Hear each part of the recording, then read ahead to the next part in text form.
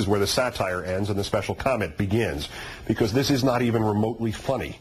1:25 p.m. Eastern Time today in Scranton, Pennsylvania, during the warm-up act by a red meat congressional candidate aptly named Chris Hackett. Hackett mentions Obama, and a Palin audience member shouts, "Kill him." And Governor Palin, as usual, does nothing about it, says nothing to those thugs and psychos. She may not have heard this one, but it is impossible to believe that by now she has not heard about the other ones. Her silence is deafening.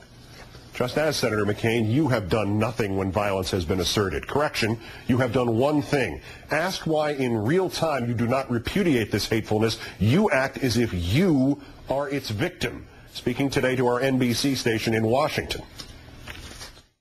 Sure, and I repudiated it, as I have on several occasions.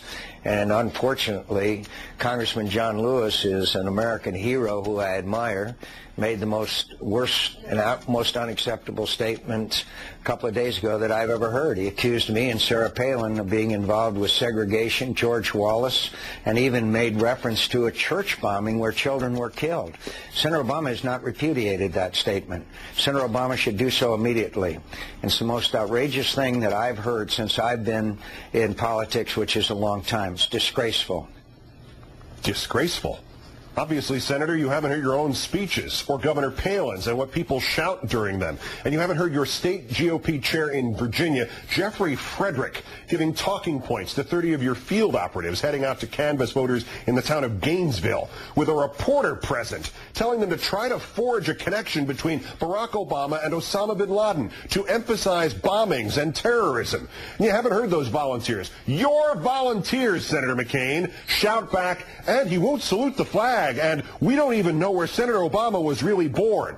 Senator McCain, these people are speaking for you. And how dare you try to claim Congressman Lewis was linking you to Governor George Wallace's segregation. He was, in fact, linking you aptly, sir, to Governor George Wallace's lynch mob mentality. As public figures with the power to influence and persuade, said Congressman Lewis, Senator McCain and Governor Palin are playing with fire. And if they are not careful, that fire will consume us all. Senator McCain, your supporters at your events are calling Obama a terrorist and traitor and are calling for him to be killed.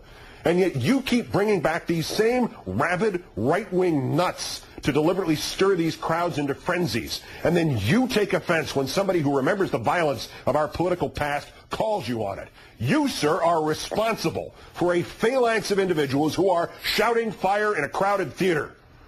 There are some things to respect and honor about you, Senator McCain, but on this, you are not only a fraud, sir, but you are tacitly inciting lunatics to violence.